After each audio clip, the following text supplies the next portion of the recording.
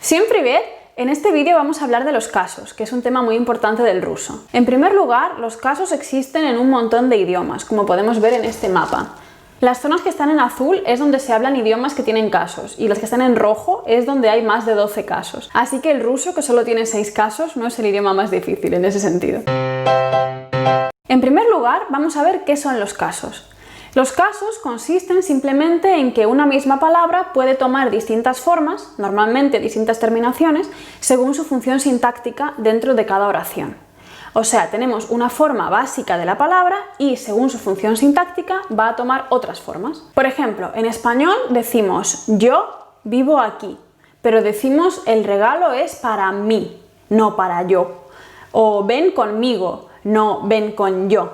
Entonces, según la función sintáctica de la palabra, cambia de forma, ¿no? Puede ser yo, puede ser mí, puede ser conmigo. Si dijéramos el regalo es para yo o ven con yo, pues hombre, más o menos se entendería, pero suena muy raro y no se puede tener una conversación normal hablando así. Entonces, como vemos, en español los pronombres conservan algunos rasgos de los casos del latín. El resto de las palabras no, o sea, los sustantivos, los adjetivos y demás no van por ahí cambiando según su función.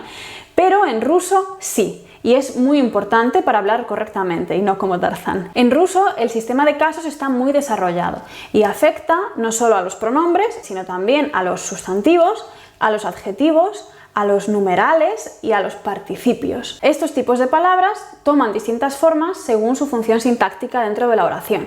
Se dice que se declinan. Vamos a ver algunos ejemplos. Моя старшая сестра живет здесь. Mi hermana mayor vive aquí. ¿Quién vive aquí? ¿Quién realiza la acción del verbo? Mi hermana mayor. Entonces mi hermana mayor es el sujeto y entonces va en nominativo, que es la forma básica, la que aparece en los diccionarios. Моя старшая сестра живет здесь. Sin embargo, si decimos, por ejemplo, esta es la casa de mi hermana mayor, это дом моей старшей сестры. Aquí cambia. Моя старшая сестра cambia a моей старшей сестры, porque es genitivo. El genitivo es el caso que se utiliza para hablar de posesión o pertenencia, o sea, que algo es de alguien, la casa de mi hermana. Entonces las palabras tienen que cambiar para expresar eso, porque si no, no tiene sentido. Si decimos это дом моя старшая сестра, pues esta es la casa, mi hermana mayor. O sea, la frase no tiene sentido, no está unida, es una cosa rara. Vamos a ver qué pasa cuando es el complemento directo. Por ejemplo, ¿has visto a mi hermana mayor? A mi hermana mayor es el complemento directo, ¿sí? Porque mi hermana mayor ha sido vista por ti. Entonces diríamos, ¿Ты видел мою старшую сестру? Sí, como veis, en femenino la A cambia a U y la ya cambia a yu en acusativo. Es bastante fácil. Luego, si es complemento indirecto, necesitamos el dativo. Por ejemplo, dadle el libro a mi hermana mayor. ¿Sí? El libro es el complemento directo, porque es lo que se da, el libro es dado, y a mi hermana mayor es el indirecto. Entonces, dайте книгу моей старшей сестре. Necesitamos el dativo. Luego hay otro caso que se utiliza cuando algo va con algo o con alguien. Por ejemplo, mis padres están hablando con mi hermana mayor. Родители разговаривают с моей старшей сестрой. Este es el caso instrumental. Y por último, el prepositivo, que se utiliza, entre otras cosas, con verbos de habla o pensamiento, como hablar de algo o pensar en algo. Por ejemplo, están hablando de mi hermana mayor. Они говорят о моей старшей сестре. En prepositivo. Pues estos son los 6 casos del ruso. Hay algunas palabras que tienen algún caso más, porque en ruso antiguo había más casos, pero se fueron perdiendo, se fueron fusionando unos con otros, y también actualmente algunas palabras han desarrollado algún caso más. Pero la mayoría de las palabras solo tiene 6 casos, y además, como hemos visto, algunos se repiten. Por ejemplo, sistra es sistrie en dativo y en prepositivo. Y los adjetivos, como hemos visto, cuando están en femenino, son iguales en todos los casos, excepto en nominativo y acusativo. Como hemos visto, normalmente cambian las terminaciones, pero muchas veces también cambia de sitio el acento. Por ejemplo, вода, que es agua, вода, pues en acusativo es воду. Y también algunas veces cambia completamente la palabra, por ejemplo en los pronombres, como я y miña. Pero es igual que en español, yo y me, pues también cambia completamente. Lo que hemos visto como ejemplos son solo algunos usos de los casos, porque hay muchos más usos, claro. O sea, todas las funciones sintácticas tienen algún caso asignado. No hay ninguna función que no tenga ningún caso. Y además de las funciones sintácticas, también hay verbos y preposiciones que exigen un determinado caso. Entonces, por eso es bueno aprenderse las preposiciones con el caso con el que suelen ir, o los verbos también con el caso que rigen. Y diréis, si cada sustantivo, adjetivo, etc. tiene 6 casos, y tiene singular y plural, entonces tiene 12 formas diferentes.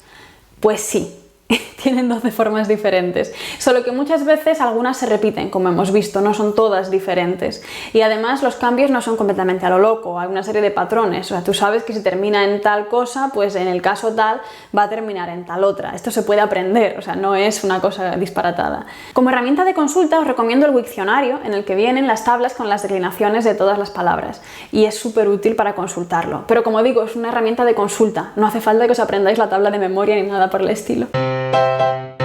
Ahora vamos a practicar un poco con una palabra fácil, como por ejemplo mama, que significa mamá o madre. Normalmente se dice mama. Existe la palabra mat, que es madre también, pero es más formal.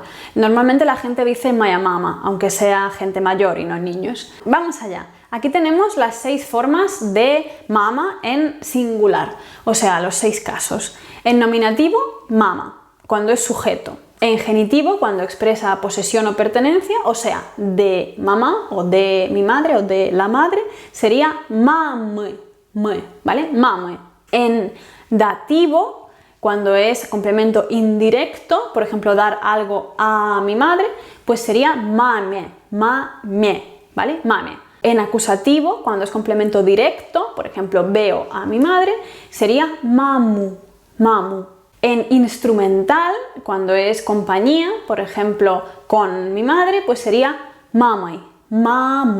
Sí se escribe oi, pero la o se pronuncia reducida, mamai. Y en prepositivo, por ejemplo, hablo de mi madre, sería mamie, igual que en dativo, ¿sí? Y ahora voy a poner unas frases y tenéis que pensar qué forma de mama es la que encaja según el contexto. Vamos a ver. Por ejemplo, je vous vivo con... Entonces, si es con, necesitamos el instrumental. Vivo con mi madre. Je vous mamai.